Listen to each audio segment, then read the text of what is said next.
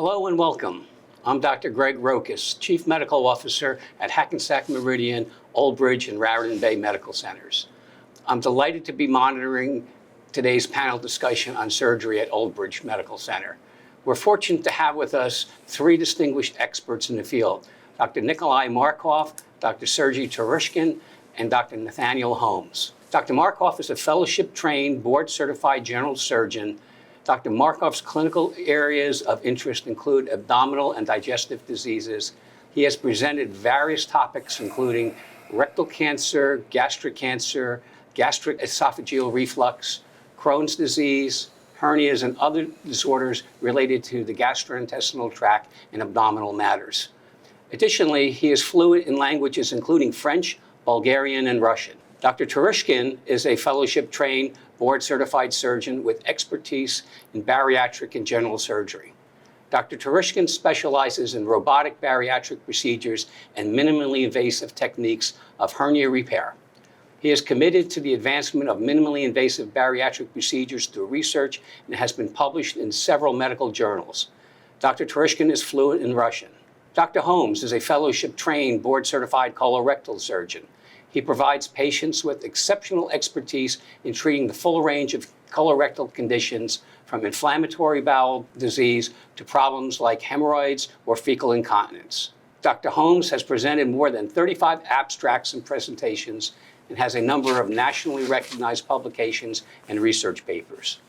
Today, we will be delving into the latest advancements in surgical techniques, the benefits of these procedures, and the future direction of the field. Let's get started. Dr. Markov, Dr. Terushkin, and Dr. Holmes, minimally invasive surgery is becoming increasingly common. What are some of the most exciting advancements you've seen in this area, particularly as they relate to your specialties? What benefits do these advancements offer patients? By and large, I would say that the most significant advancement has been robotic surgery. Laparoscopy has been around since the 1990s. We trained into it, and coming out of residency, laparoscopy was already pretty advanced for the past 25 or 30 so years. But robotic surgery has changed the game entirely. Dr. Terushkin? Yeah, I would have to echo that. There's no question that robotic surgery has become mainstream over the past 5 to 10 years. And the goal has always been to get our patients to recover faster, less postoperative pain, help them return to their routine daily life and their workplace faster. And I think robotics certainly helps us achieve that. Dr. Holmes, do you have anything to add? Nope, same thing. I think robotic surgery has really changed the game and really has helped patients recover a lot quicker, a lot less pain. And from the surgical side of things, the learning curve for robotic surgery is actually a lot shorter than for laparoscopic surgery. So the robot has really changed it for all of us. Great. Makes for much, I think we can all agree that it makes for much safer surgeries. No question. Absolutely. So, Dr. Markov, you've presented on a wide range of digestive issues, from hernias to Crohn's disease. What are some of the most challenging aspects of treating these conditions surgically, and how are new technologies helping to improve outcomes? I think the most challenging part is not to get into complications with a lot of this inflammatory bowel disorders. And I think that this is where minimally invasive and robotic surgery makes a big difference. There is a big misconception with patients that surgery has to be a painful process and a scary one. Understandably so. I mean, we come from an era where people had open abdomens and colostomies and bags, but it does not have to be that way. And I think that with minimally invasive surgery and robotic surgery specifically, things have improved to the point where patients, when they come to our practice and have postponed surgeries for years out of fear, find that the process was so simple they wish they could have gone back years ago and have it done. Dr. Terushkin, bariatric surgery can be life-changing for patients. What are the latest innovations in bariatric procedures, and how do you determine which procedure is best suited for each individual patient? Yeah, good question. So, in terms of latest innovations, I would say the biggest development is a multimodal approach to bariatric patients. We now treat obesity as a chronic disease that goes into periods of remission and relapse. And to answer your question, I think it's a combination of medical, endoscopic, and surgical management of our bariatric patients. Now with the popularity of the anti-obesity medications, as you know, the GLP-1s, really gives us a lot more tools at our disposal. So it's a matter of figuring out which patient would benefit from each modality. And Dr. Holmes, colorectal surgery can often be a sensitive topic for patients. How do you approach patient communication and education to ensure that the patients feel most comfortable and informed about their treatment options? Colorectal surgery or colorectal disease in general can be somewhat of a touchy topic for many patients. I think you really just have to be very open and honest with the patient. The hardest part is getting them into the office. So oftentimes that requires their either family member or primary care doctor to really impress upon them the importance of getting into the office. Once there, I think you can usually calm them down and just give them a variety of options that are available to address their particular concerns. So I think educating the patient is really the primary key. Makes sense, makes total sense. This next question's for the group. Surgical complications, while rare, can occur. And how do you minimize risks and manage complications should they arise? What advancements are being made in postoperative care to improve recovery times and reduce complications? By and large, I would say that patients do well when the technology is available, when the expertise is available, and when the surgery can move properly. If you can do an operation with relative ease as a surgeon, then the chances for the patients to have complications is actually extremely low.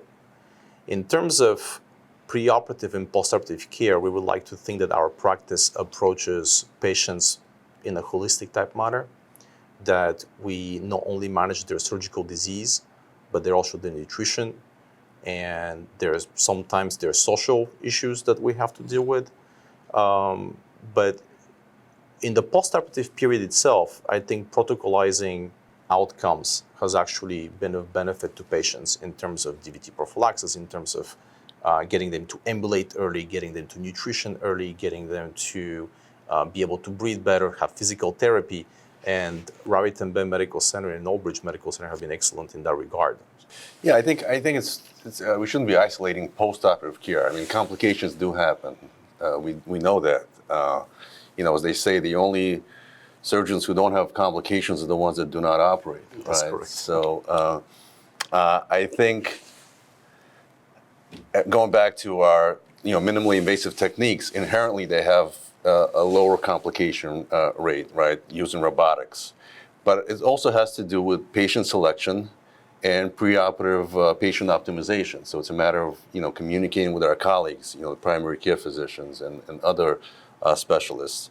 And it's also, I think it's important to mention the quality of nursing care that we have here, right? The level of communication between nurses and physicians is something that I haven't seen anywhere else. And of course, having a high index of suspicion and addressing the complications in a timely fashion when they do occur. Correct. I think that is a very important point also, that care and surgical care is a team approach across all disciplines within the healthcare team. Absolutely. And I think, one of the ways that you mitigate the complications is, again, educating the patient so that they understand what the potential complications are, because they're a team member as well. So if you tell them beforehand, hey, we're worried about these things after surgery, if they feel like, hey, maybe I have this fever and, I should report that to the doctor, that's helpful. So Dr. Markov, what are some of the most common misconceptions patients have about digestive health and surgery? And what advice do you typically give patients who are considering surgical intervention for a digestive issue? By and large, I would say that most patients assume that because they have a surgical problem, they need to be jumped into surgery. Not so. As a matter of fact, patients with large ventral hernias, for instance, we would like to believe that we can get them to lose weight first and get them to the right place in their life before we actually proceed with surgery. Just because someone has a surgical disease does not preclude us from getting involved in teaching patients how to eat right, exercise properly, get the right nutritional supplements until they can get ready to the point of surgery. Dr. Terushkin, there's a significant lifestyle component to long-term success after bariatric surgery. How do you work with patients to ensure they're prepared for these changes, and what support systems are in place to help them maintain a healthy lifestyle? Yeah, no question. That's probably the most challenging component of for our patients to be successful in the long run. That's a conversation that starts from the initial consultation. So the way we help patients is obviously multidisciplinary approach, right? So our bariatric coordinator, our nutritionist, psychological counseling, all these things come into play, both preoperatively and postoperatively. You know, and it's a big piece of the puzzle when it comes to bariatrics. So, you know, nutritional, dietary changes, level of physical activity. You know, we tell our patients it's not a sprint, it's a marathon, right? So they didn't gain the weight overnight, and it's not gonna, they're not gonna lose it overnight. You know, we help our patients by making sure that they have the support. We want to make sure that they feel at home when they come to our weight loss center, right? So if, for example, at some point post-operatively they start to, they plateau or start regaining the weight, we want to make sure that they feel comfortable coming back to us and looking at what can be done to address these issues. Great, thank you for that. Dr. Holmes, conditions like inflammatory bowel disease can require ongoing management. What are some of the latest advancements in the treatment of inflammatory bowel disease, both surgical and non-surgical? So patients with inflammatory bowel disease can be a challenge, particularly the Crohn's disease patients. The good news for all of the IBD patients is that, about 20 years ago, Remicade came out, total game changer. The medical management of IBD now has changed dramatically. Since Remicade, there's probably a half a dozen or a dozen new medications to manage the IBD patients. From the surgical end of things, actually what we've seen is a diminishing of surgery for these patients. Unfortunately, the patients that we do wind up seeing are a lot more complicated. The robotic surgery has also been a game changer. So the patients, say, with ulcerative colitis, when they do come to surgery for their total abdominal proctocolectomy and J-pouch ileoanal reconstruction, they can get that done robotically and recover a lot quicker, and the results are better. So these things combined, I think, for the IBD patients have really made things much better over the last 20 years. And Dr. Markov, Dr. Terushkin, Dr. Holmes, looking ahead, what are the most promising areas of research in your respective fields? And how do you see surgical techniques evolving over the next 5 to 10 years? I think that robotic and laparoscopic instruments in general are going to become smaller. There is going to be a time where major operations, let them be colon resections, stomach resections, extensive hernia repairs, liver resections, are going to be performed through single port instruments. And the robotic techniques are only going to continue to improve that. I'm actually very excited about the prospect of having AI incorporated into surgery and to tell us how we can actually improve certain aspects of our operations. We all like to think that we are good operators and that we're properly trained and that we do surgeries properly, but there is always room for improvement. And I think that AI is going to be, over the next 5 to 10 years at least, maybe a little bit longer, AI is going to have a definite role to play in surgery. Fascinating.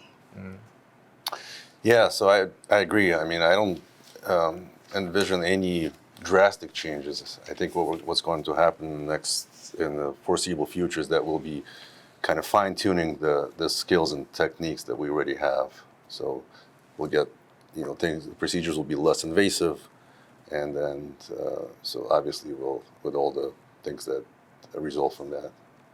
Yeah, I would echo Dr. Markov's comments regarding the robot. The robot continues to change, and we're coming out with the single port robot that'll be a game changer as well. And then even for other specialties, I mean, you got new robots coming out. So I think from the surgical approach of things, that'll continue to evolve and make major changes. Dr. Markov, Dr. Terushkin, Dr. Holmes, Old Bridge Medical Center serves a diverse community. How does your team ensure equitable access to high-quality surgical care for all patients, regardless of their background or their language? I think that as part of Hackensack Meridian, we open all patients from all backgrounds into our institution, whether they come from the emergency room or whether they come to our office. I mean, our group itself is very diverse. I mean, we have 3 surgeons and from 3 different countries, all Americans. And I believe that our arms are open to everybody who needs care. I mean, we do not discriminate in any way or fashion. Yeah, I think I would definitely echo that. So I think there are so many ways that we make sure that we are sensitive to the needs of our community, right? So anything from having the interpreter services readily available, printed material in different languages, obviously, sensitivity training to make sure that we are comfortable with taking care of patients from different cultures. Yeah, and I think I would just echo those comments. Plus, our staff, is very, very in tune with our patients. So the staff make sure they bend over backwards to try to get patients in if they need to get in as quickly as possible. They're very, very compassionate. So they really do everything they possibly can to accommodate the patients. So I think that makes people really, really feel comfortable. So, Dr. Holmes, I would be remiss if I didn't ask a colorectal surgeon to comment on the importance of preventative health care, and in particular, colonoscopies. You have a comment on that? Absolutely. I'm glad you asked that because colonoscopy is such an important part of preventive maintenance. And, one of the most important things is that colonoscopy is the only preventive measure that could actually prevent the cancer, right? So we removed a little polyp here and there, and we probably just prevented a cancer. Cologuard is also a reasonable test, but personally, I think colonoscopy is really the best first test for everybody. And people need to understand the age of screening now is not 50, it's 45. And we're seeing a lot more younger patients with colon and rectal cancer than we've ever seen. So it is important. You have a few little symptoms, maybe a little bleeding, maybe a little change in your bowel habits, you should probably get checked out. Well, thank you for those comments. Advice like that, I think, is life-saving. So thank you, Dr. Markov, Dr. Terushkin, and Dr. Holmes for sharing your expertise and insights with us today. This has been truly an enlightening discussion on the advancements and future of surgery. Thank you for providing us with a greater understanding of the innovative work being done right here at Old Bridge Medical Center. To our viewers, if you would like more information about surgical services offered at Old Bridge Medical Center or wish to schedule an appointment with Dr. Markov, Dr. Terushkin, or Dr. Holmes, please call 732-360-3520. That's 732-360-3520. Thank you for watching us today.